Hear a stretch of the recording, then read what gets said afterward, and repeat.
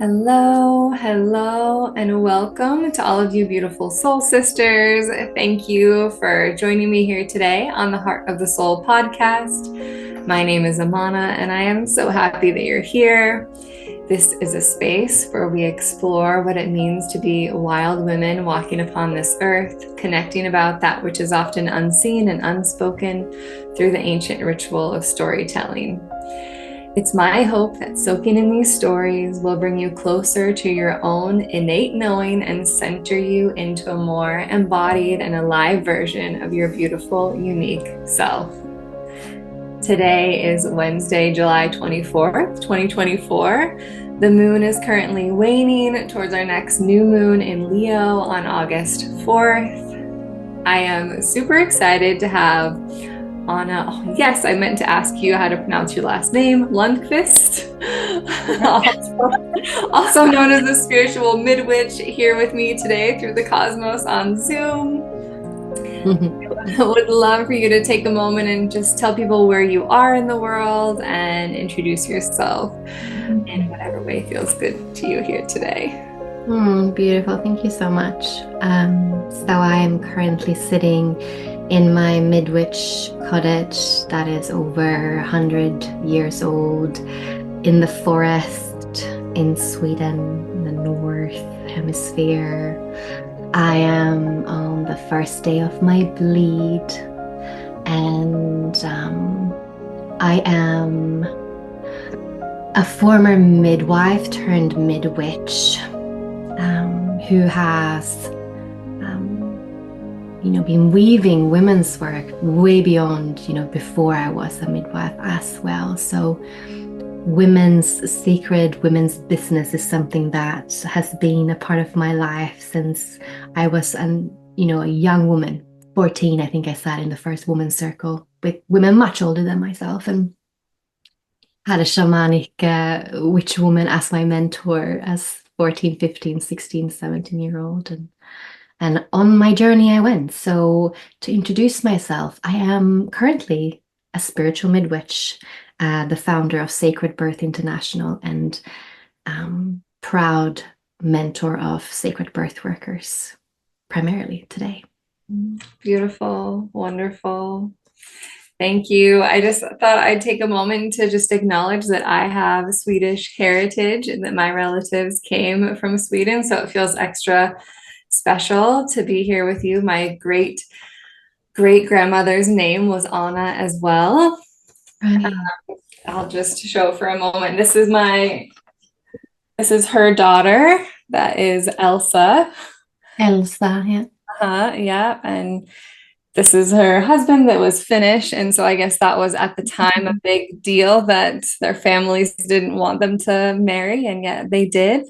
And yeah, moved here to the States. And the story continues, but beautiful. And the Swedish pronunciation of my name is actually Anna, which is so hard for people to kind of say, because we're all very much like Anna is like the Russian kind of Eastern, European way of pronouncing my name. And then obviously we have like Anna is a name that's in every country, right? You have it in South America and you have it everywhere, right? Because Anna, Anna was the mother of Mary, right? Mm-hmm. And so she's spread all over the world, that name. Thank you for sharing that. Anna, is that right? Yeah, Anna. It's like it kind of like that soft tongue and soft mouth. That is also Swedish, how we can speak Swedish, isn't it? That kind of melody and sweetness to it. Yes. Okay. So as you were saying, you sort of got introduced to women's work at a young age in your teens, which is just so beautiful. So growing up, was your mother like that at all, or was that very outside and different from your? No. So, like I'm guessing, many people maybe that listens to your podcast might relate that I was definitely what we kind of jokingly call like the black sheep of the family or the odd one out. Like I was just born this highly sensitive, highly intuitive, highly like, actually like a little mini leader. Like when I was a kid, like I was always the one that was like deciding what to do. And I was very like direct and I had no filter and I was big and bold and out there. And at the same time as being like super sensitive and super, yeah, intuitive to my surroundings. And I could read people. When I was very young, could read people. So that didn't sit well with most. Because also as a child, I didn't kind of know that maybe I shouldn't say that to everyone. I shouldn't just speak what I see, speak what I know.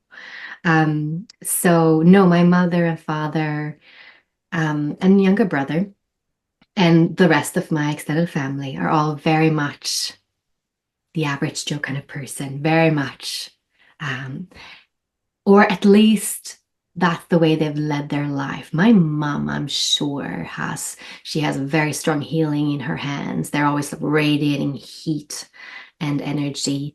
My mother's aunt, which is very close to my mother. Her name is Stina, and I'm actually named after her in my second name. Um, my mom would call her and she'd go like, "Oh, I knew you'd call." And my mom was like, "Oh, she was a witch. She knew about herbs and stuff." So it's definitely my lineage, but it's definitely not something that's talked about more than that. My mother would say that sometimes because she knew I was like a bit odd. And so I remember when I was 14 or 15, my mom asked me, because that's when I kind of got into, well, my awakening to kind of one that I, could see that I was something else that I could relate to was actually when I found out about the witch burnings. Right. And I was around 14. And I did that through a project in school, which is very rare because you usually don't learn about this in school, right? And we were gonna write something about a religion. And me being a bit odd, I was like, well, I'm gonna find a kooky religion. And I stumbled upon Wicca, which obviously is kind of our modern version somehow. But that led me to the HERstory. So very young, I understood about HERstory. It's something I teach in my mentorship because it's so pivotal to birth work, so pivotal to maternity care, so pivotal to how we are birthing your babies and Yes. just a woman in the world, right? And Yes. so So for people who yeah. might not know what her story means, I know what that means, but will you just state now? Okay, well, you know what history is, right? So let's start there. Like, so history is his story. It's told by men. Like history, all that is written about history is from the point of view of man. Because Yes. man was the one that was writing books and women's story, her story is an oral tradition, very much like indigenous peoples. It's oral traditions, like passed down through through stories, well, really, right? Yeah. And apprenticeship and very, it's not something that traditionally has been written down. And Yes. so her story is, I guess, her story, which has been very much forgotten, erased. Just take Mary Magdalene. I mean, it's starting now to be recognized again, but slowly. But it's been for thousands and thousands of years suppressed, shunned, erased from existence. And one of the big things that happened, which is what I found out when I was 14, was the witch burnings, right? Was the killing of millions of women around the world for hundreds of years. And it was, it was a war on the natural mind. It was a war on the healer, on the wise woman. I mean, the first ones to be burned were midwives, right? So the midwife was the one, as the religion of the one God took over and the patriarchy kind of came into power, say somewhere it's been like 5,000 years really that it's been a progression of that.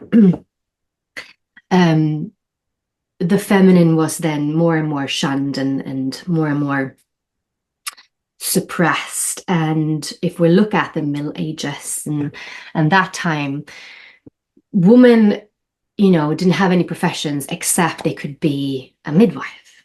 Like midwife, sacred woman's business was the last thing to be taken from women as a woman-only profession. Mhm. It did get taken too at the end of the day. But for a very long time, still a woman was the midwife. And so women would be birthing with other women. Um, but that slowly got infiltrated and then we have, and this is a different story, but we have the man midwife and the barber surgeon and the whole history of that, her story also to say. But before that, we have the witch burnings. Mhm. Um, and that was, yeah, An awakening for you, you said? well, yeah, when I found that out for sure. But that time, it took hundreds of years because it was so hard to get the people to first of all not want to have a midwife, not to turn to the local midwife for help, for herbs, for healing, for death, for birth, Mhm. right? 'Cause she was womb to tomb. Yeah. It took hundreds of years to get to a point where we are today, where witch is something that when you say that word, people just think of an old, ugly, scary character in a Disney movie. Most people don't even know that actually where that comes from. And so that's the outcome of hundreds of years of prosecution. And yes, I mean, I could go on and on about that. But yes, so when I was 14, I found out about this and I had a deep remembrance that I felt like I have lived that. I Mhm. knew that I had lived that. I could feel that in my cells of my being, because what we also know today with science is something called epigenetics and transgenerational trauma. And that means all your ancestors has passed down through their genes, through the encoding in your cells, what you need to fear, what you need to protect yourself from. And so us as women, we carry that. That has been passed down in, generations from generations from the witch trials. And we definitely have memory buried in our souls from that time. And so watching that, there's a massive remembrance in me. And I remember you asked about my family. That's how I got on this rant. But my Mhm. mom asked me as a 14-year-old, are you a good or a bad witch? As like a passing, Mm. kind of probably a little bit serious, going like, are you like, what does this mean? Like, you know? Mhm. And I think that just also kind of summarizes the kind of average Joe person's view on, I didn't call myself a witch. I don't see myself as a witch. I'm a midwitch now. That's just how I kind of frame not being a midwife anymore, because witch essentially is a wise woman, Yes. a woman who knows about the cycles. It's a woman who knows about, Herb. healing and yeah, just um yeah, it's a space holder for the rite of passages that people and women have gone through. Yeah. Yes. So then so you went from this learning about witches and being in women's circles at a young age, and then where does your life take you from there? And I know you said you got into women's work more deeply and eventually transitioned to midwifery. And I'd love to know sort of how that story unfolded for you. A journey. Well, yeah, so again, if we just start from that age, again, funny enough, my dad at that time says to me, that's how I ended up in that circle and with that mentor. He says to me, "Oh, I know a witch." My dad, who's like the most average, like I was like, my jaw dropped to the floor, and I was like, how do you even know? Like, how do you know someone who calls herself that? Like, how do you know that? And he's like, yeah, I worked with her, and she was openly calling herself a witch, which I Mm. thought was really cool. And this was, how old am I? I think this was in the early 2000s, maybe would have been, yeah. 2000, 2001, something like that.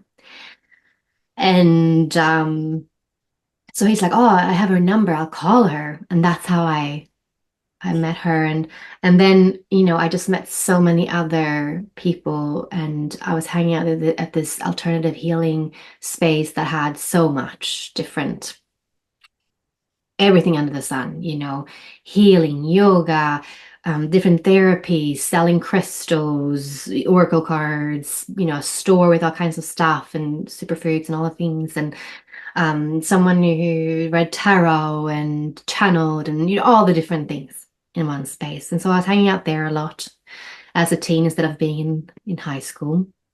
I would find myself there. I would, go, and I learned a lot of different therapies very early on, like shamanic healing and channeling and tarot reading. And I just dipped my toe in lots of different things because I was so curious. I became then a yoga teacher. I studied for a whole year nature medicine, learn about herbs and Ayurveda and Chinese medicine and massage. I became a massage therapist, spa therapist. I became a life coach. I've done so many things, right? And then I've had a few different businesses in my life already, and so I started out starting a organic day spa with raw food products, and I was 24, 25 when I did that in the middle of the capital city in Stockholm. Wasn't my thing, but it was fun for 1 or 2 years. I learned a lot. And then I went out as a consultant, and I worked as a yoga teacher and a massage therapist and other things around Sweden. And then I ended up renting a house and creating a yoga house for a year with a friend up north in the forest. And there I started holding women's circle at the age of maybe 26. 25, 26, something like that. Mm. Well, I'd done it before, but that was like when I really started doing it. So I would have workshops and I would have circles and I would have all these things happening there. And that catapulted me into diving into women's tantra, women's sacred business, women's rituals and ceremonies. Sacred dance became a big part of my practice. And I went over to Thailand and studied mystical dance teacher training. Wow. As one thing. Oh, and I went to India and did this tantra yoga thing. And I don't even, I could talk for days about all the different things I've done. Yeah. I don't remember all of that. But after that, I started focusing more of my attention on doing women's work. Mm-hmm. And like primarily, and I started traveling and became more nomadic than I was before. I mean, I kind of haven't lived anywhere more than a year since I was 17. Until now, I've bought this cottage. Mm. And so I started traveling the world, and I was teaching and holding these I call them the mystical, what did I call them? Temple of the Mystical Feminine. And I did that for years as the only source of income. And I held these groups continuously, this deep journey. So that usually went for about 10 weeks. And sometimes I did retreats and workshops and stuff like that. But that was primarily my work. And I ended up in Australia. I mean, I didn't tell you, I went to Australia first when I was 21. I was on and off all these years for years and months and here and there. And then I came back when I was 28. I went to New Zealand first, actually, for half a year and taught there. And then I went back to Australia for like I don't know, fifth time or something. And I was just going to visit, and I was going to go back to Sweden. I was going to settle. I was going to be a good girl. I was 28. I thought, I should be an adult now. And I just got absolutely, it was just time for me to stop. And I stopped in Byron Bay, Australia. And my work there, my women's work, got so embraced. It was so popular that I ended up staying for half a year and just kept on holding different temples and retreats and all of that. And then this opportunity presented itself of doing midwifery there. And because it's an area, a very unique area, where 25% of the women in that area, at that time at least, home birthed. And most of the other ones went to the birth center. Wow, If yeah. you didn't have any medical reason, most wouldn't choose to go to the hospital. So it's a very rare kind of way of studying midwifery generally in our Western world, because it's like a university degree, which I did, but it's then also in tertiary hospitals, and you only see the medicalization of birth. You don't really, because in hospitals you don't see natural physiological births, like some variation potentially sometimes, very rarely, but it's definitely, yeah, most midwives and obstetricians today in that system have never seen a truly physiological birth. Mm-hmm. So I had all my, continuity of care women, my mentorship period, everything was at this birth center that was either home birthing women or birth center birthing women, which was, there was no medicalization of that. It was just literally a home away from home, the birth center with midwives only. And so I did that. It was still very traumatic for me to do those years there, because there's still the system, Yeah. and I very much remember my first week of going into uni and realizing that, because I Mm-hmm. had been a free spirit, as you've heard, like I was a free spirit my whole life. I didn't let anything keep me anywhere where I wasn't feeling led to and 100% like aligned with. And I definitely did not feel that in midwifery university school. Like that was from the get-go, I knew that this is going to be tough and I'm going to have to persevere in a system I definitely don't want to work with. I knew that. I knew I never wanted to work in a hospital, but Mm-hmm. I had to be in that system for 4 years before I could step out of it. Mm-hmm. And then I went into home birth. But um, yeah, I'm still, we talked about this before the recording. I am still like rewiring my subconscious mind every birth I attend, every birth story I listen to learn more about the variations of normal that you never ever see in the hospital, and also in birth centers where it's more regulated. It's only truly with an independent midwife that you can have the hopes of really being honored in all the variations of normal. And even so, sometimes it depends on what state, what regulations, and how much they have, like me, I'm talking about, like themselves worked on themselves, right? Which is why also, again, in the mentorship program I hold, I have midwives. I have now, just today, a pediatrician signing up, knowing this, like nurses who are leaving the systems are coming to this training Yeah. to help themselves as well, Yeah. reprogram, decondition, and start to really believe in it's okay. Like this, that which you jump on instantly in hospital, just give it a minute, give it a few minutes, watch it holistically, not just from one thing that it says in a policy or something. It's like very much daring to sit on your hands is a big thing in birth. So Yes. let nature take its journey. Mm-hmm. So then you were in Australia for a number of years, and then at Yeah. the point you choose to move back to Sweden, and Yeah. you considered at that time continuing midwifery in Sweden, or you knew that Yeah. that meant giving up midwifery, or what was that for you? Yes. Oh, it's so multi-layered, I thought I would never leave Australia. I thought I would stay there and root down there. And I was there on and off, for 15 years or something at Mm-hmm. the end. And um I was open to continuing working as a midwife, coming back here in some way, shape, or form. But it meant that even though I've been working as a midwife, even though I have a uni degree, Sweden doesn't recognize my degree. I would have to become a nurse. Mm-hmm. And obviously, I have absolutely zero interest in becoming a nurse. I have no interest at all to go into that field at all. So it's like, well, I'm not doing that. And things just as life does, works out. And I am so grateful, so grateful for how it's turned out. I mean, I returned to Sweden during the pandemic Mm. stuff going on, right? So in Australia obviously was very crazy in its lockdowns and its how it handled that period of time.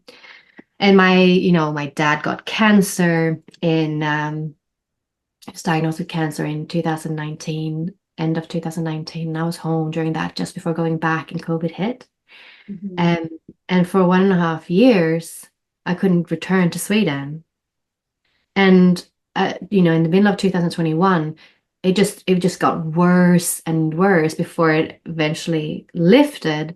So when I left, I think it took another half year, and then and it was the worst half year. So like I was like, thank God I left. It was crazy when I left from the international airport. It was like me and another person. It was like the apocalypse. It was zombie land. There was no people in this big, massive, because no one could travel. Because it was like, if you didn't leave to return to your homeland, as an Australian, you couldn't travel. So you had to like, as a Swedish person, I had to like, oh, well, I'm returning to my homeland. Then I Yeah. could travel, right? If you were just Australian, you could not. And so, yeah, that was a weird experience. But then I got to Sweden where everything was normal because Okay. it was like the opposite. So Australia, worst. Like Sweden, open the whole time. No mandatory stuff. A very open society. It felt like it was the oddest time coming back. I had like almost feeling like I had post-traumatic stress from just like I felt like a prisoner leaving and coming to this country and no one understood here. And I was like, that was a very weird Wow. first period coming back. Yeah. Um, and then just what I transitioned into before deciding ultimately to deregister as a midwife, worked as, I guess you would call it a doula, I call myself a spiritual midwife. I assisted women at home and in hospitals here in Sweden who wanted to have a natural physiological birth and wanted to have a kick-ass birth advocate with them wherever they birthed, and Mhm. someone who knew physiological birth inside and out and could help her uphold that. Yeah. Um, and so I got a lot of international clients during my first year back. And then the second year, let me think. I got asked to create this mentorship that I now kind of spend most of my time doing. Wow. In a month, I had three people, not connected to each other, ask me if I, mentored birth workers, if I taught what I know and all of this. And I was like, no, no, no, that's an idea. And I realized that Spirit was telling me something that obviously there's an interest. So I asked my community, I asked Instagram, and I said, hey, I've gotten like a lot of requests recently about this. Would you be interested? And I got like, I think 80 people signing up on the interest list and going like, yeah, interested. I was like, whoa, okay. There's definitely interest. And so I spent the rest kind of beginning of, I don't even know the years now, but that year creating it. And then now I'm, about to look to have my third cohort start in August. It's Incredible. absolutely magical. And I feel like all my life's work from that girl being 14, Yes. all of it is coming together in this training. And that's really also what I've found, like just from my conversation today with this beautiful, beautiful woman, pediatrician, who's going to join now in August.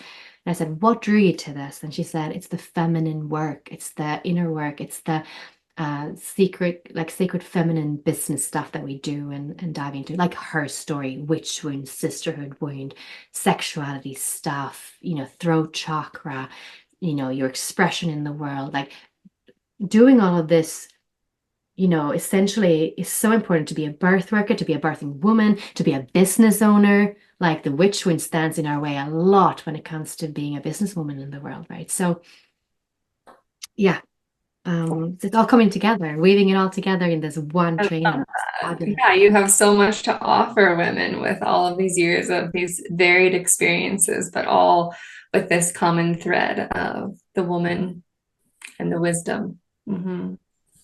Yeah. Yes, and honoring all the rites, looking at Yeah. all the rites, your own birth Yes. print from that, your first menarche, like your first bleed, when you first had your period. What did that teach you about being a woman? We hold this. All these rites, like that's a pivotal rite of passage that most women hold, either shame and stuff about, right? Or Mm. it's neutral at best. Very rarely do women hold a positive experience when they had their first bleed. Yes, it's very important rite of passage. Just like you speak about birth as being a rite of passage, I wonder if you could say a little bit more about why that frame is important and what you think it's important to, like, how to honor that rite of passage. Well, essentially, all rite of passages teaches us. So if you look at women, because men have their own rite of passages, right? But if you look at women, right? So it teaches us what it is to be a woman in that culture. And it's a subconscious thing. Most of us are not conscious about this, right? So if we look at it, if we look at our first as woman rite of passage, which is our bleed, Mhm. we internalize that. So most women internalize body shame, that we need to hide our period. If we're on the period, we hide if we have pads or tampons or whatever people use. I hope no one uses tampons anymore, but um, it's it's something that most women would feel they need to hide. It's not something we flaunt. If there's men around, like we wouldn't generally in our society go like, "Oh, I'm on my period," and speak freely about it. There's some in our bodies, an uncomfortable feeling, a feeling I should hide that, and so that's internalized also as a woman, like, because it's who we are. We're cyclic beings. It's actually our superpower. It means we can give life. Like, it should be the absolute opposite, right? We have a society also that doesn't honor our cycles, right? So, some places around the world, some employers now go like, okay, you can have a day off or two on your period, like acknowledging that. Mhm. But mostly that's not true. Like, it's ridiculed and shamed. Are you on your period? You're being a bit of a bitch. Are you, you're so sensitive. It's very derogatory how we speak to women, not we, society, and men generally, and women towards themselves and to other women, like, it's just upheld, right? And so this kind of very much influences who we are in the world and how we see other women, men, ourselves. And then we go into our second rite of passage, birth. Again, teaches us what it is to be woman in our culture. And I want to come back that also we have then this medicalization of our period, right? So again, most women around the world would get on the pill or get something implanted in her uterus or in her body to stop her from being a cyclic woman. So it's Mm. totally suppressed and shunned, and something that we need to medicalize. Any kind of symptom, whether it is, that she wants to be sexually active. Most of the time, it's actually not that. It's the reason you go on the pill is because you have acne, you have period cramps, or it's just what you do. Your parents think it's a good idea because now you're getting into, maybe you're gonna be sexually active. We're gonna protect you from getting pregnant, right? So we're gonna make sure you're on the pill. There's so many reasons to Teaching control. us about our body, and like then we're only really fertile for this short period of time. We don't have the body literacy. It's not taught. No body literacy at all. And it's all about controlling the female body. Yeah. Not the man's body. Have you noticed that? It's all about controlling the female body, the messy, hormonal, emotional, feminine body. Let's control her. Let's make her more masculine.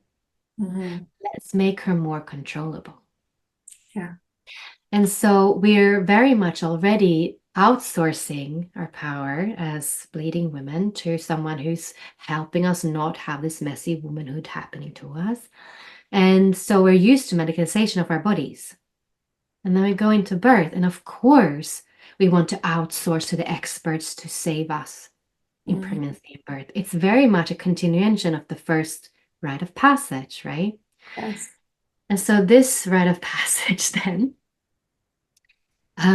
for most women, becomes the over medicalization of birth. And we very much lose the opportunity of meeting our power. Because as you know, as a birthing mama, but also being the witness of other women birthing, there's, I mean, every woman, I would say 99% of women that I am attending their birth that have a natural and physiological birth, especially in the home. Can happen in birth center and hospitals too. I'm not saying that, but there's something magical that happens when you're in your own domain, your own, like that's your territory, like the heart of your home. There's something magical that happens when women birth there. Most of them, exclaim, "I want to do that again. That was amazing. I can birth every day." I mean, so many women say this straight after birth. Yes. I just because this is the sad part, and why it's so controlled, why it's taken from women. I mean, it's very handy if you want to control women, is that you do not show her the power that she holds birthing life, right? So when you medicalize birth, and it's not just having an epidural or having Pitocin or those kind of extreme things, which is not extreme because that's the normal birth today. But I mean, it's even just the transfer to the hospital through, car there. It's being poked and prodded and disturbed in your physiology in the process of the natural birth process. You know, you even if you go into hospital and you have all that happen to you and you're taking it to your neocortex and you're just not going into that liminality, into that place, into that birth bubble, that very mystical realm, that altered state of consciousness can only happen when you optimize physiology, when you optimize nature's design, which essentially means just let the woman do her thing. Right? But Yeah. be there as well, because sometimes actually we who support birth can help a woman who gets stuck in her own mind and in fear cycles, right? Because we know about the fear, tension, pain cycle that can also interrupt her own physiology in a sense of her getting stuck in holding her baby and in tensing and not progressing because she is internally having her inner demons and stuff come up, which also is a process of birth. Yes. Right? But that's where a birth witness, someone that is with her, a wise woman, can go like, "You're doing it. It's normal. It's fine. Keep going." And that, like, simply a gaze, simply a word can bring a woman back into her journey. Right? So it's definitely, not just for some women, it is just being totally left alone. And for some, it's definitely having that woman companion there with her. It's very different for women. It's a But what I want to spiritual, say, reverent kind of yeah. presence that. Yeah, not like I need to put my fingers inside you to see that you're doing what you're supposed to do, little girl. Right. That's a very different energy, right? Which Yes. very much is the hospital's energy. Mm. So if we allow the physiology to unfold optimally, then the birth cocktail hormones of oxytocin, the love hormone, the beta endorphins, which is like that natural kind of, your body's opioids, that drug-like hormone that makes you cope with these big and sensations that are the surges, the contractions, that also brings you at the peak of it all, at the birth, into ecstasy, euphoria, that birth high where women go, "I want to do this every day of my life." So many women say to me, "I could just birth every day, but I couldn't take care of all the babies. But if I could just birth, I can birth every day." Because it was such a magic experience. A lot of women go into that altered state of consciousness way before the birth, where she's like in and out of the realms, the veils are so thin. Some don't. Some stay very alert, aware in their process. Everyone has a different journey. No is better than the other. But some will go into that. Some women will fall asleep between the biggest bearing down contractions, literally snore. And Yes. if women knew this, and this is why, like your podcast, my podcast, the Natural Birth Podcast, it's so important to hear natural birth stories and just imprint in your mind that it can be like this. Yes. So important. Yes. Yes, I love hearing the reverence that you have for birth and the way that you hold space for women in their birthing time. And I know you also mentor women after they've given birth. And I would love to hear more about your mentorship program and who it's for and what is offered there. Juicy. Um, okay, so what it is. I mean, so this mentorship sprung out of definitely the demand for it, as I just said, but also just my own feeling of that we need a different kind of birth worker, someone who has all the things, and that's really what I'm trying to provide. All the things.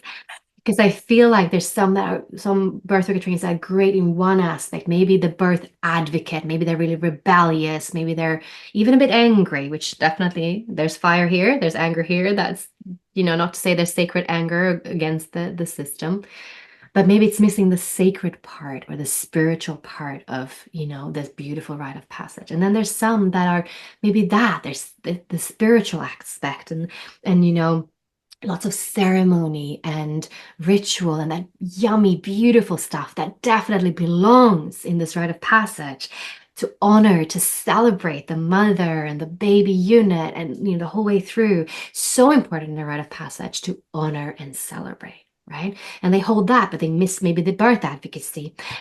And then the traditional dual training, which is that drop in the ocean of awareness. It's almost like many of the donut training, kind of thing, Yeah, just holds that like basic that you can get like in a birth, like as a pregnant mama, get in a birth course. And I'm like, God, that's not enough. And, me being a midwife, I'm like, God, you need to know so much more. If you want to be able to serve women, whether you choose to be a birth worker that supports unassisted, free birthing women in a sense. Well, they're not in unassisted then, but women have birth outside the system.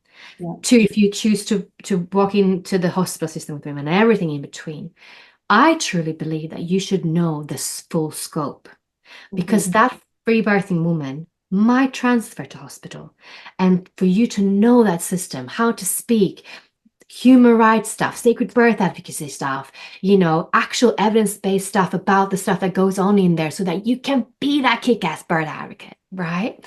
But also that you know how to hold that sacred space in any birth setting.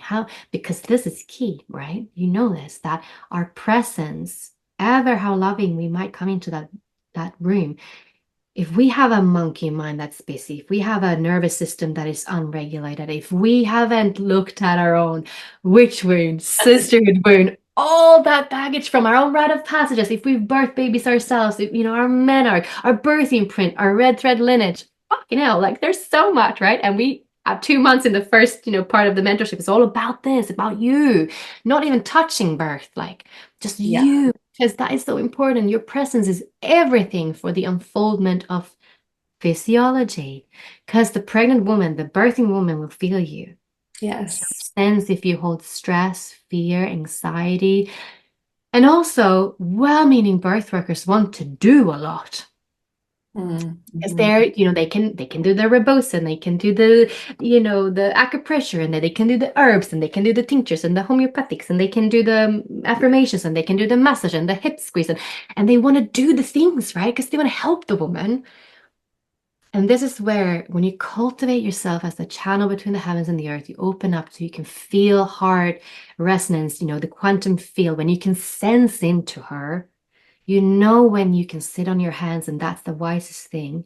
And when there is the need for that gaze, that word, that touch, maybe Mhm. that acupressure and reboso, but you don't just do it to do and be the good girl. It's so Yeah, important not to be the good girl as a birth worker, right? And women generally tend to be good girls. Like we're so primed for that.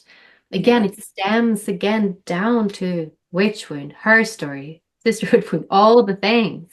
yes, And so what is the mentorship? It's helping you to be just the best birth worker that you can be. It cultivates you to be the space holder for physiological birth, and it cultivates you to be the birth advocate in case birth doesn't unfold the way that that woman wants, or you walk in with a woman into the system where she, needs a kick-ass birth advocate, someone who has a strong throat chakra, who's not afraid to speak up, to authority, because everyone who walks into hospital, we know the hierarchy, we feel it. Mm-hmm. Even, I mean, I've been the birth worker of women who've been kick-ass women in work-wise, like top CEO, kick-ass, kind of, you would call them alpha women or whatever you want to call them. But in birth, no one is an alpha woman. Like, you are the most vulnerable and most powerful at the same time, but you're so impressionable. You're so impressionable from what is going on around you. And if someone comes, like they very much do a lot of the times in the hospital, and pull the dead baby card if you don't want to have the CTG on, if you don't want to take the antibiotics, if you don't want to do this and that, what mother and woman would go, no? Like, she needs you to come in there and go like, hey, okay, let's not do this language. And like, and stand up for her to go like, what's the actual risk, benefits? Like, be that kick-ass birth advocate for her. Yeah, that's one of those things that I feel like people don't know about, like a donor training or like a Ugh. doula training, is that in there they explicitly tell you you're not even allowed to say that or do that. I specifically didn't get certified when I was a doula because I was like, no, like I want to be able to advocate. And as a DONA certified doula, you are not Mm. allowed. And that's a lot of people ask me about the mentorship if I give them a certification, and I say, you get a certificate of completion. I do not certify you. That's an old paradigm. Get out of that. Stop Yes. it. Stop buying into that, into all the credentials and certifications here and there. Like, no, because actually what it does is this, Yeah. it binds you to like this institution which can punish you and control you. Hence also why I've actually decided to deregister. I mean, we didn't talk about that, but that's a year now, a bit over a year that I've deregistered as a midwife. Mm-hmm. And that very much comes from that I want to be this authentic and this truthful and speak about the truth of the system. And being a midwife, being a registered midwife, there is this institution that I'm registered and kind of bound towards that then can punish me and take my registration from me. And I'm like, I'm giving it back to you. Yes. You Yes. know? What do you feel like? What's something else that you feel women don't know about birth that you wish that they did? Mm. I mean, it's just what I said before. Like, it's probably going to be one of the most, like, the hardest thing you'll do in your life. Like, it is definitely labor. It's hard work. Um, it's scary. You're gonna be faced with that really thin veil between life and death. Mm-hmm. Um, but the reward is immense going through that portal, because that really, it awakens you to an embodied knowing of your power that I can't tell you about, that you have to go through to experience. I mean, Mm-hmm. I've witnessed it, I don't know how many hundreds of times, but it's that I, to me, it's like for women, and for humanity, it's everything. Mm-hmm. Like when I imagine that every woman have a positive, empowering physiological birth in her own home, especially because those women become kick-ass women. Like all of them just become like take no bullshit kind of woman, dangerous woman, essentially. She becomes a dangerous woman to the society. We need them. We need dangerous women in the society, meaning those who question um, this very unnatural way that we have just, designed this world. Mm-hmm. And then for the babies, for the new generation, for babies to be born by women who feel that they are capable, strong, and, a lioness of a woman, but also how their birth imprint then will impact them for the rest of their lives. the health that Mm-hmm. is so much superior, especially if you're born at home, Mm-hmm. but also just like how you are born.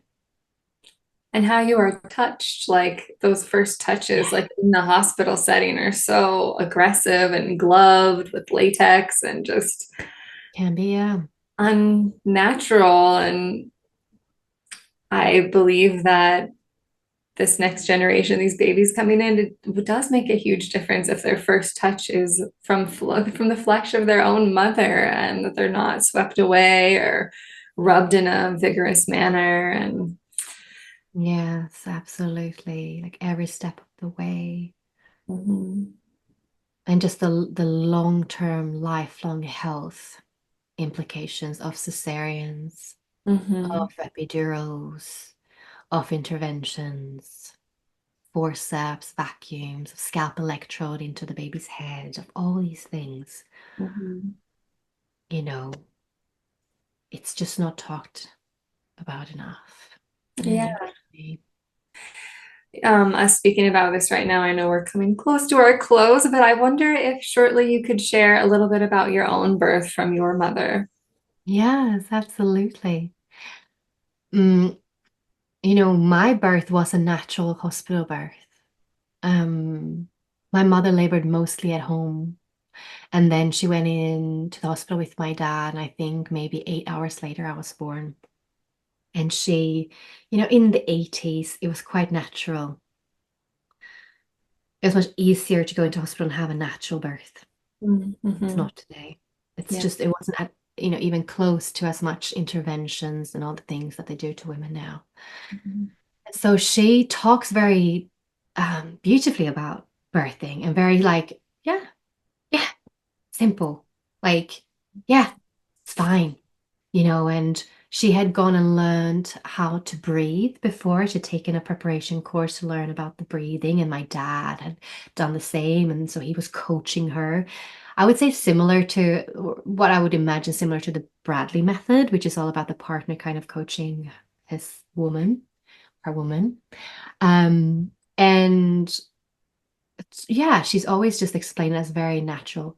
However, I looked at her notes, and the birth was natural, but that time in the 80s, they would take the baby to the nursery. They don't do this anymore in Sweden. It's very much you stay with mom. But then I was taken to the nursery where I would be lying with other babies until it was time for my mother to breastfeed, and it was on a schedule. So the Mm-hmm. nurses would bring me in, and like when I read that, I could feel that. I knew that that had happened. I could feel that separation from my mother. Yeah. That's definitely something that. Oh, and also she was told she didn't have milk day 2, which as we know, milk that comes in day 3 or 4, depending on what kind of birth you had. And so I was given donor milk the first 3 days, in some instances, right? And that was interesting. First, because donor milk today is not given to babies if it's not like it's very rare. It's like only for preemies, and it's very like, gold. Regulated. Very regulated. And so back in the 80s, they gave that to just any kid, which I was like, I mean, I'm grateful I got donor milk instead of formula. But Yeah. it's also like, wow, I got donor milk for no good reason. Yeah. So there was definitely things that happened that, wasn't ideal, but the birth itself and how she has imprinted in me is that birth is natural, and she did it, without any pain relief. She had a bit of gas and air, I think, in the end when she was pushing. My brother was a very quick birth. She was in the bathtub. This is a great tip for anyone listening. She's in the bathtub for a few hours. He was quite quick, so she wasn't there for long, say maybe 3, 4 hours. And she was pouring hot water on her tummy for contraction pain relief and drinking hot tea and calling the midwives and just talking to them, going like, oh, this is happening. Sorry. My dad was just sleeping in the bedroom. And then she was like, I think it's time to come in now. And she simply went in and pushed him out instantly when she got in there. She was fully open. So Wow. that's a great way to handle labor, sitting in your bathtub, drinking hot tea. Yeah, beautiful. Yes, I was also a baby of I was early 80s, and yeah, have a photo of myself in one of those little plastic cots among a bunch of other babies away from my mom. Oh, it hurts my heart to think of that baby. When Yeah. I saw that and I read that, like, yeah, I had a moment of really sitting back going like, oh, baby Anna. Mm, yeah. That is sad, you Yeah. know. I mean, I'm fine. No, I'm joking. But you know, Sure. Yeah. And my mom almost had an epidural, so yeah. I was drugged as well, but Yeah. Yeah. Well, I love that you also touched on just the womb to tomb aspect of witches and wise women, because I know that this can also be a part of, well, birth. When we birth our maiden selves, we go from maiden to mother, and then also not all pregnancies end in a live birth. And I know you mentioned Byron Bay, and that's also where Zenith Virago is. And we talked about her. I'm actually going to be meeting her August 1st, where she's doing a Death Walker training here in Washington. And so I'm doing that.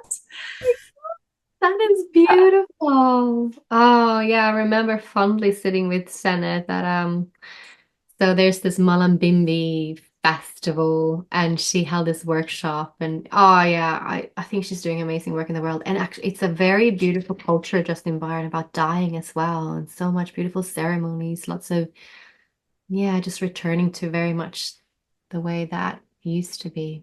Yeah. So Hmm. yes, I'm excited for that. I feel very called for the womb to tomb. I feel that call from my community to be that. So yeah. I love that. Well, tell people where they can find you, about your podcast, where you Hmm. are on the gram and your website and anything else. Tell me when, I think you said August is when your next Yes, so mentorship is starting. yeah, end of August, so the 26th of August. And you know, I'm very happy. I don't know when you're going to air this, but if you're airing it soon, I'm very happy to give your listeners 10% with a code that you can give them Great. Yeah. um for that. You asked earlier like who this is for, and I really want to emphasize, you know, it's very much for anyone who has this strong passion for woman, for feminine leadership, for birth, for this as a sacred rite of passage, for to truly be a space holder in her own life as well as in other women's lives. That there's, you know, also you become, you know, very well acquainted with holding women's circles and one-on-ones and weaving ceremony and all of that. So it's for anyone who feels the call, because I've mentioned, you know, yeah, pediatrician, nurses, midwives, attendants, and doulas and birth workers who already have done doula work for a long time come to my mentorship, but also women who are maidens who haven't birthed babies, who've never seen a birth, who just like knowing their, because it's a calling, isn't it? Birth work. It's Yes. a calling, it's a lifestyle, it's something you just feel. So, like, if you feel that, it's for you. I just wanted to say that. It Mm, starts on 26th of August. So, in 5 weeks from now, when we're chatting, you can find me at sacredbirthinternational.com. That's my website. On Instagram, I'm the Spiritual Midwitch. Also, the Natural Birth podcast is on Instagram, and obviously, that is on all the platforms. I think that's all you need to know, really. beautiful. Thank you so much for your time today. And yes, this will air on the full moon in August. I'd have to look on the calendar to see if that's before the 26th, but we'll see. Yeah. Hopefully it is. Whoops. Whoops. Yeah. But thank you so much for your stories and wisdom and all that you are sharing with the world. It's so important. Yeah, thank you for having me. Pleasure. Mhm. Thank you. Thank you for tuning in and choosing to spend time with me today. I hope that you enjoyed this episode of The Heart of the Soul. I would truly appreciate if you might choose to leave a rating, review, or share the show with someone that you know. You can support this podcast by donating to it using the PayPal or Venmo links. If you have stories that you would like to share on The Heart of the Soul, please send me an email through my website. I would love to hear from you. If you would like to work with me, I have both one-on-one and group offerings, online and in person. Find out more on my website, birthingnova.love. If you're listening on Spotify, you can now even send me a voice message. Until next time, remember, be brave, be love, be wild, be you, because you are the only you, and be the change that you seek for yourself and for the generations to come. Sending each of you so much love. Love, love, love. Mwah.